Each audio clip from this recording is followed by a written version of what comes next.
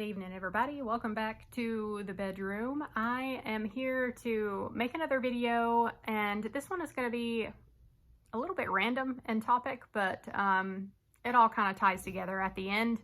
I first want to show you guys something that I mentioned in previous videos of mine, which is this color chart that I made to keep track of how many days I have been working 2 full-time jobs.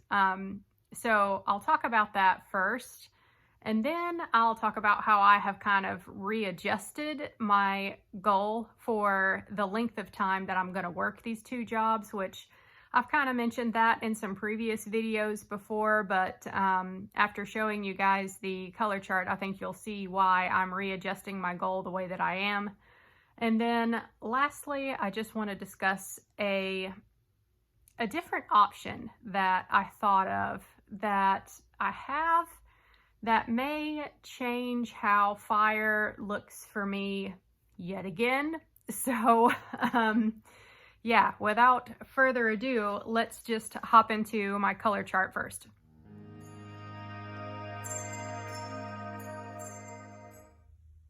Okay, so here they are, and it is nothing fancy at all. Y'all can see, all I did was basically get on Canva. I found a free calendar like layout thing, and then I just made my own color chart here to keep track of the number of days that I am working 2 jobs.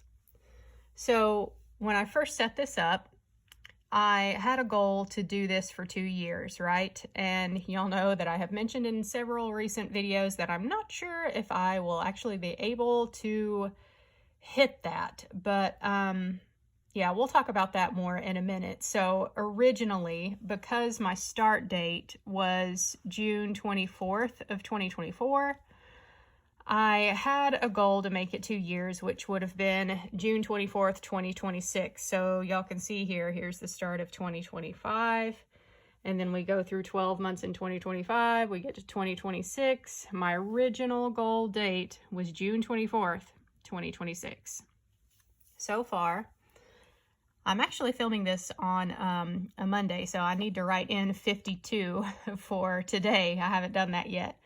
But yeah, I've been working 2 full-time jobs for 52 days so far. This is why I made this chart up, just because I find it motivating to see how long I'm actually able to do this. And honestly, you guys, it doesn't feel like it's been 52 days, even though it's been super challenging, don't get me wrong. But really, you know, I've been talking more recently about doing this for a year. So I'm already 52 days in, which is crazy. I mean, time does go by quickly. But the other motivating thing about this chart that I made is that I highlighted job A. My paychecks are all of the yellow highlighted areas, and then job B are the blue highlighted areas. And that's why when I was making this out, I was like, wait a minute, August is going to actually be a 6 paycheck month for me. So yeah, and then the orange highlighted areas are any bonus payouts I get. So September, I will hit my 90 days at the new job. So they're going to give me the first half of that sign-on bonus in September. It should be on this paycheck, the second paycheck from the second job in September. And come January 2025, y'all can see this one's going to be a massive income month for me, because the orange highlighted one here is my final retention bonus payout from job A. So I'm getting bonuses, you know, from job A and job B, but yeah, January is going to be a heavy hitter if I can make it that far. So another 6 paychecks plus bonus. It's going to be even better than this month is. But yeah, I, you know, started looking at this to really kind of plan out where my paychecks were going to fall and see how things go in order to qualify for the full sign-on bonus from job B, my second job that I took. I have to stay employed for a year. So a year to get the full sign-on bonus would be June 24th, 2025, whatever day that ends up being in June. And then the final sign-on bonus payout will be on the first paycheck, the following paycheck. So it must be, you know, like this last week here in June. And then my next paycheck should have that final sign-on bonus payout in July.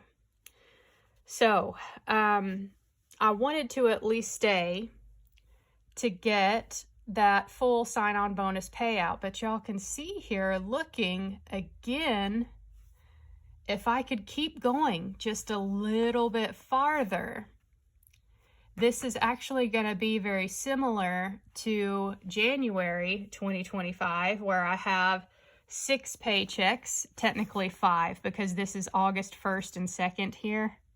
But yeah, it's going to be, if I can stick it out to August 1st, then I'll have 6 paychecks here plus that sign-on bonus.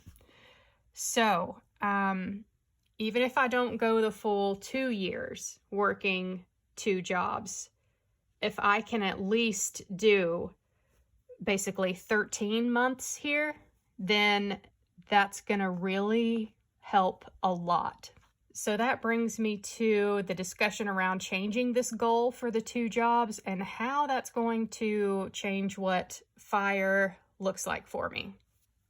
All right, so let's talk about the whole FIRE situation now and my new idea that I've had that is basically just another option for me to consider in this FIRE journey. So if you're a channel member, then you know what my actual FIRE goal number is. And the fact is, even though I am raking in dough right now, if I only work these 2 full-time jobs for the 13 months, which is my new goal now, I am not going to be at that number, right? And here's the thing about adjusting the goal, working the 2 full-time jobs back from 2 years to 1 year, now 13 months. So the thing is, I know that if I really put my mind to it, I could continue working the 2 full-time jobs for 2 full years. I could do it. Yes, it is challenging. It's difficult. It's a lot.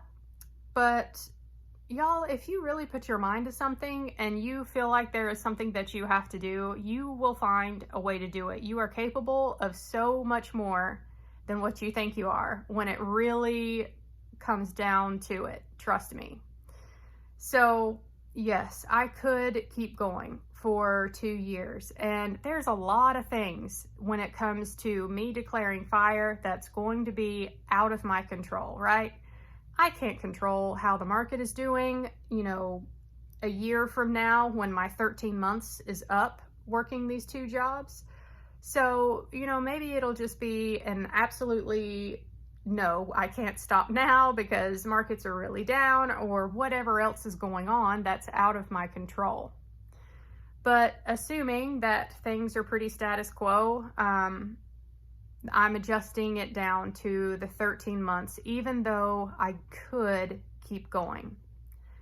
And the main reason for that really is my husband and I both are just very tired of living apart. It's getting quite old, and so are we, for that matter. We are not getting any younger. So, you know, the time lost is starting to just really come at way too much of a premium, considering all of the time that we have already spent apart. So if you're new here, just very brief rundown of our strange situation.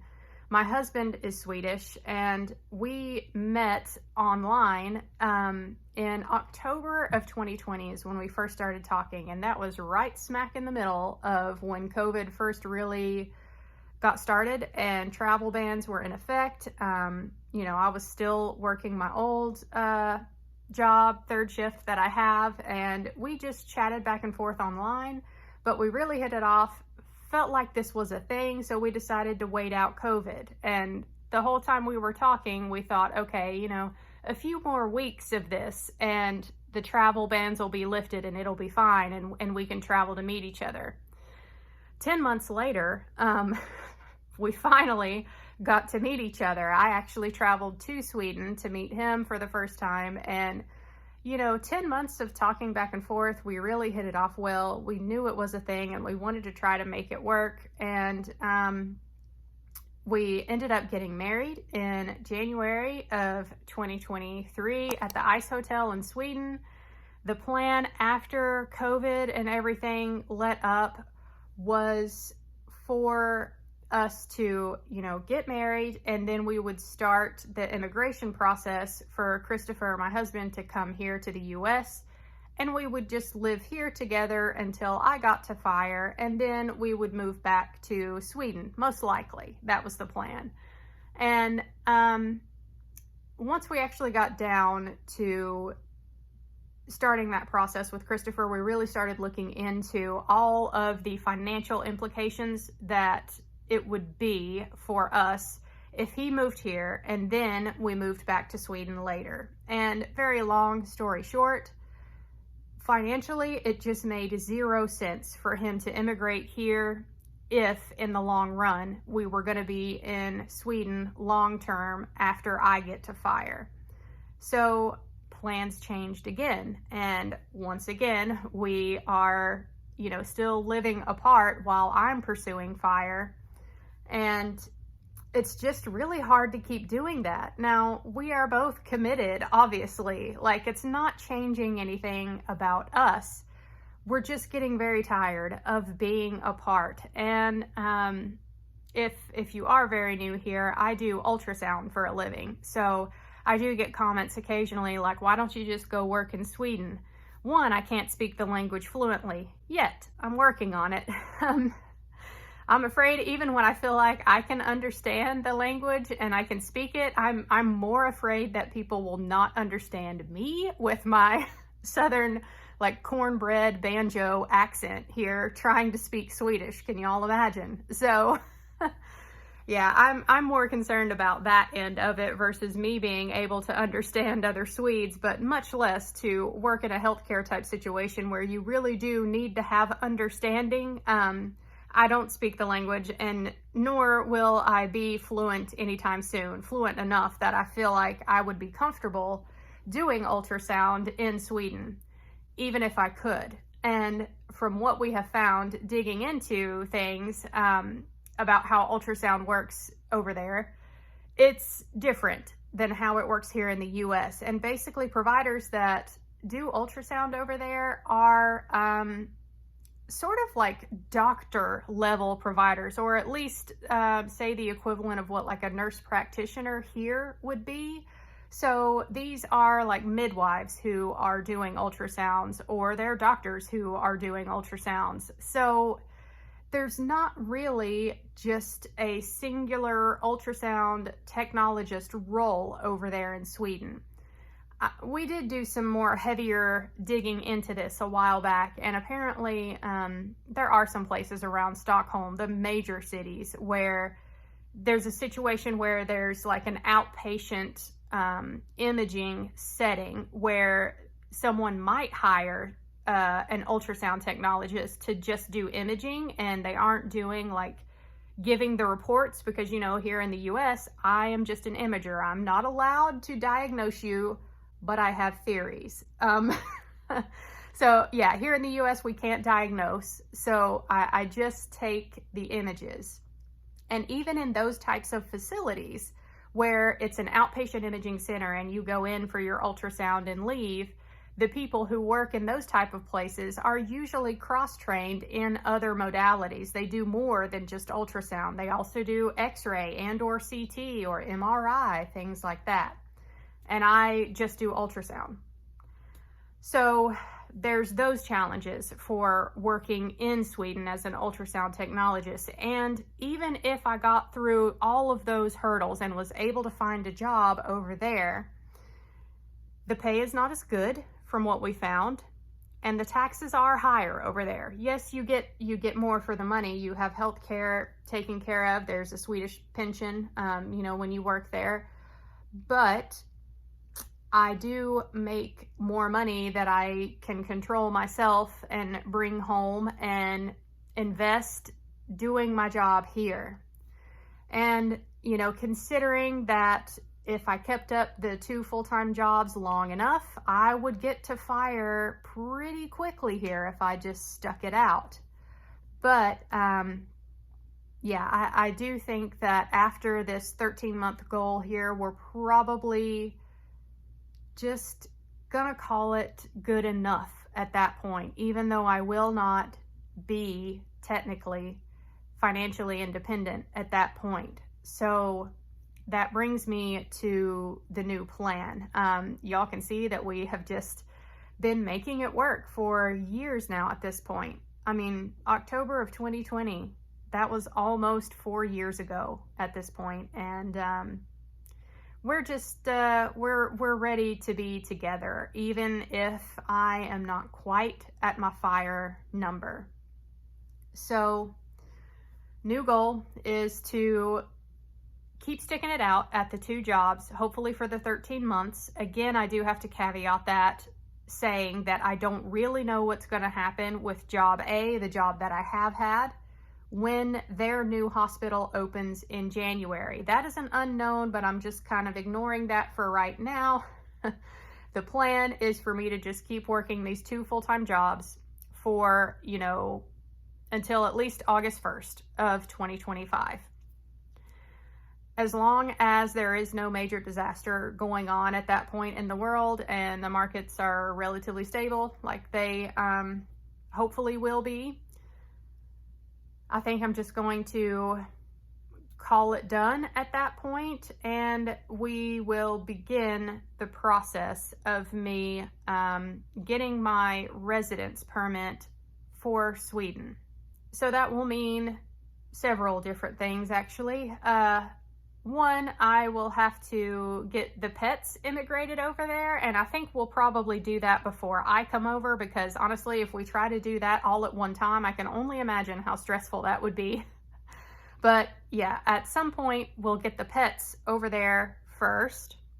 I'm gonna have to sell this house, and we're not 100% sure. This is one thing we need to look into, but I would kind of like to have this house sold and done with before I even apply for the residence permit to Sweden, just to make sure that Sweden doesn't have any leg to stand on to say, oh, hey, all of these gains you got from selling your home, you need to pay taxes on those, right?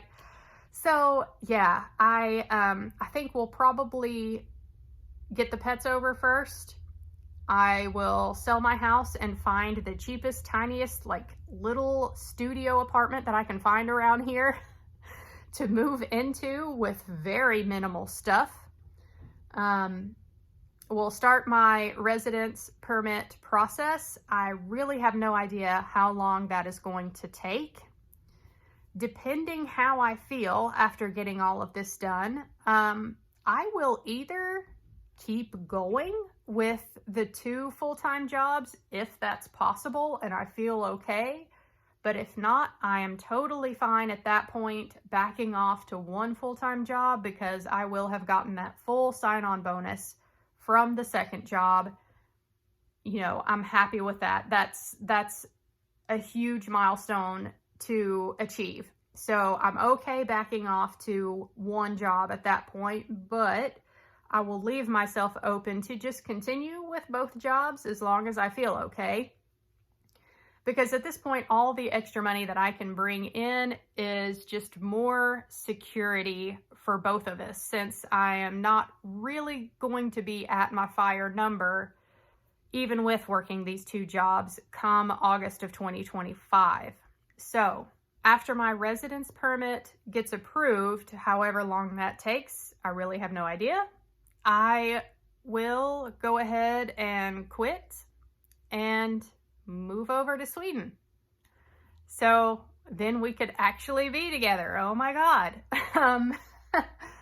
So yeah, that I think is our tentative plan at this point. Y'all know things are always changing.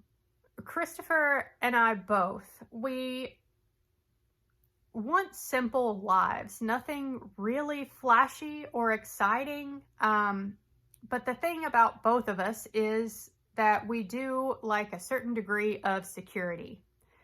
My biggest fear doing this plan, as I've just relayed it to you guys, is that the money situation would be too tight and we would start to stress about our financial situation. And that is what I don't want to have happen. But on the other hand, I don't want to keep working for forever if we actually have enough. Like we want to be together. So, of course, both of us being the financially savvy people that we are, you know, we keep an eye on the markets and how our portfolios are doing, and we keep an eye on our spending. Y'all know I have been budgeting for years now at this point on the YouTube channel. So if, you know, the market took a downturn after I stopped working and moved over to Sweden, we can always adjust our spending accordingly.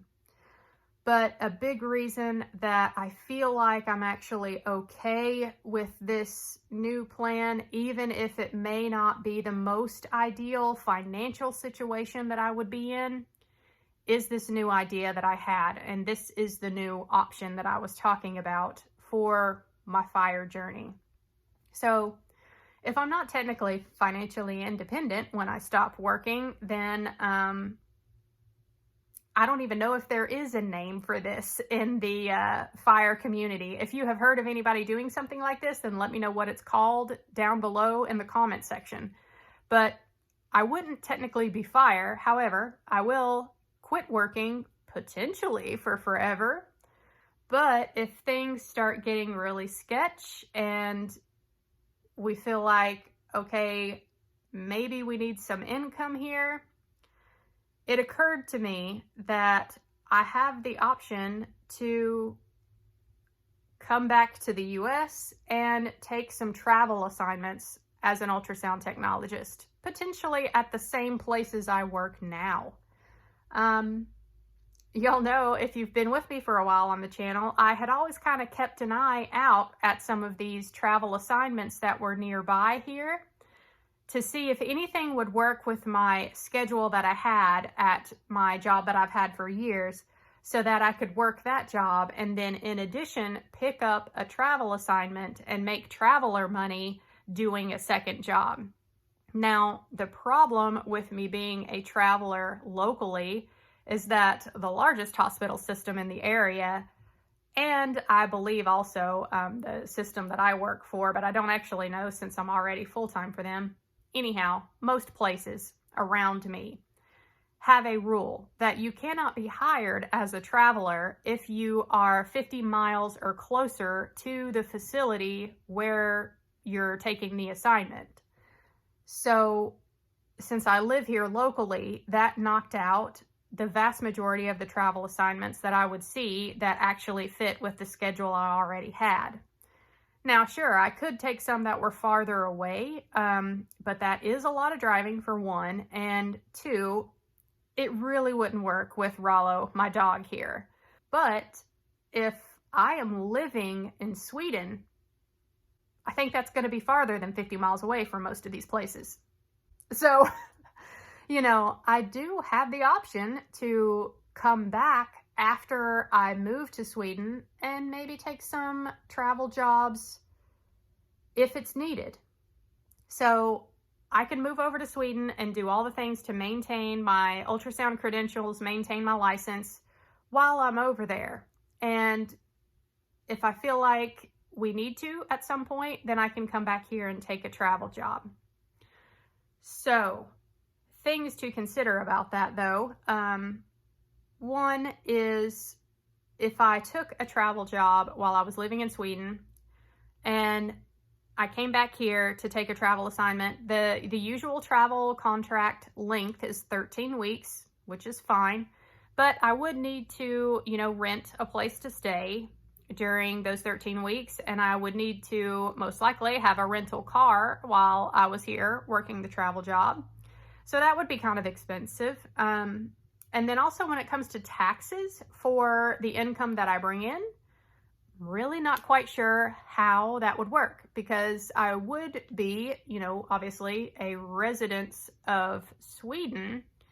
So I think, having not looked into this at all, I could be totally wrong on this, I would think that if I just came and took one 13-week assignment, that Sweden would tax that income because I'm living in Sweden, even though I took the job here.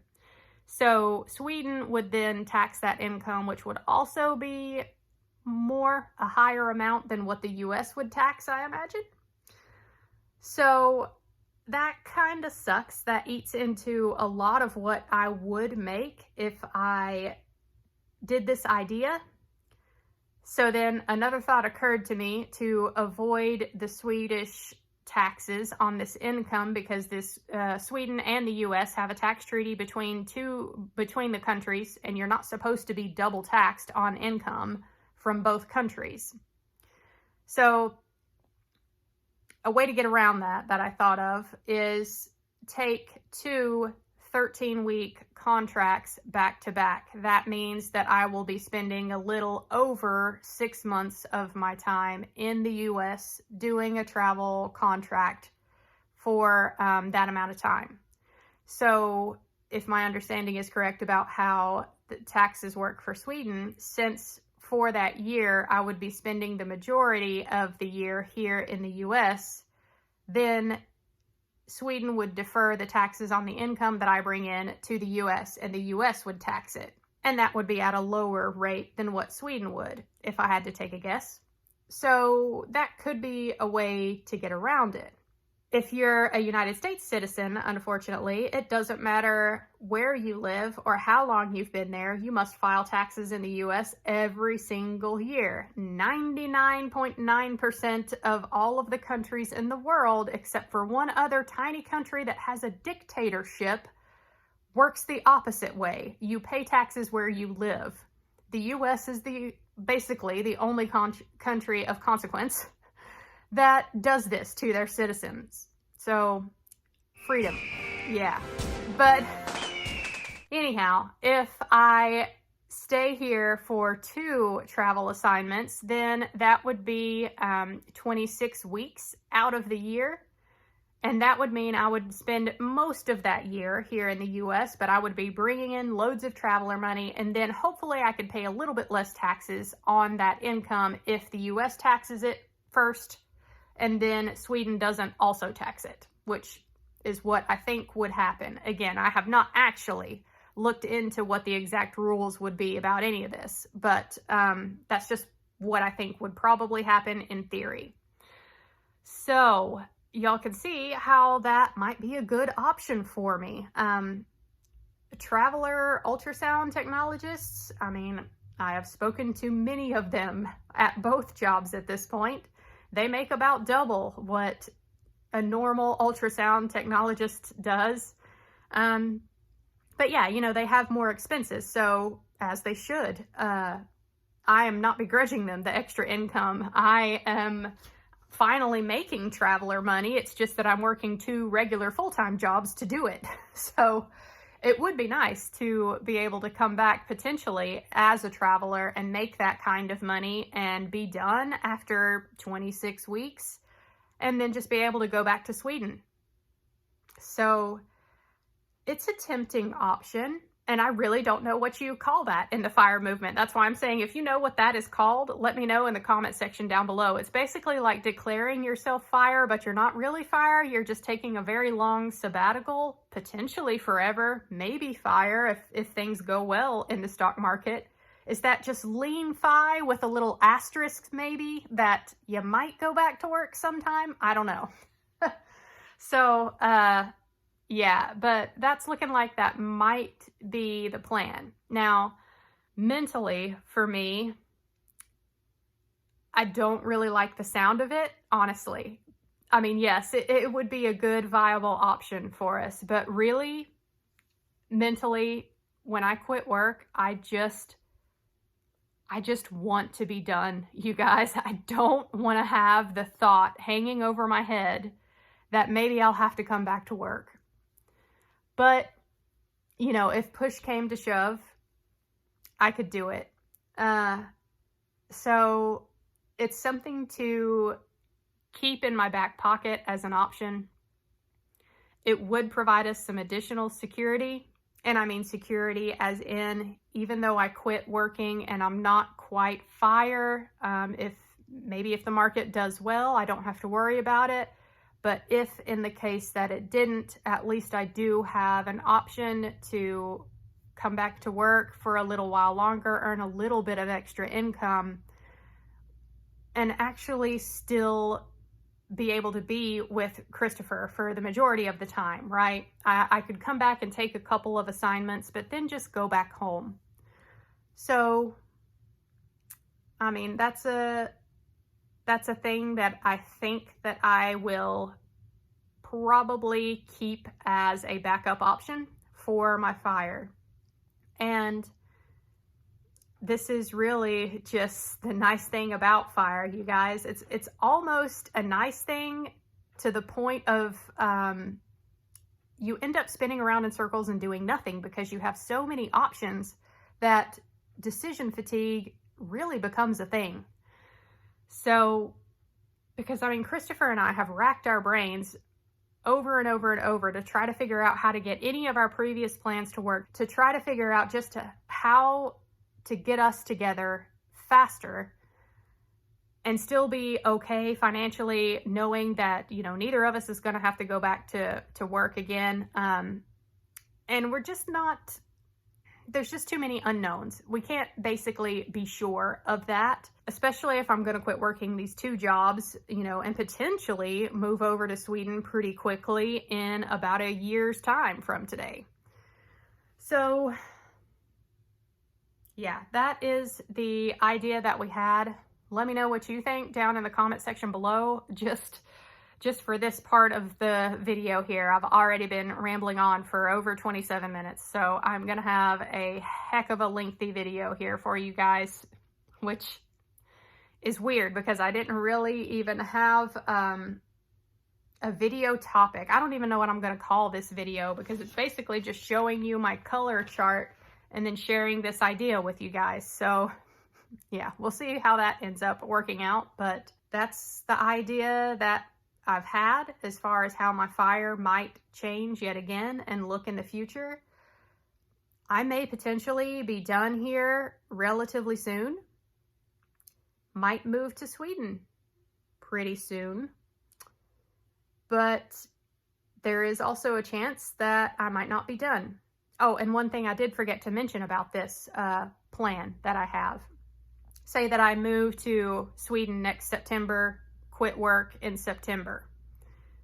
For the hospital systems around here, before you can come back as a traveler ultrasound person, you have to be, you know, unemployed from the system for at least a year. So this could potentially turn out to be a situation where I declare myself fire and go over to Sweden, and a year goes by and the market's not looking too great, and we don't like how much money we're having to take out of the portfolios just to live, and then I decide to come back and start looking for traveler jobs. So I do have to stay unemployed from these hospital systems for a year before they'll accept me back as a traveler. But I gotta say, it would be kind of cool to come back in the same position that I'm working now, making double money as a traveler.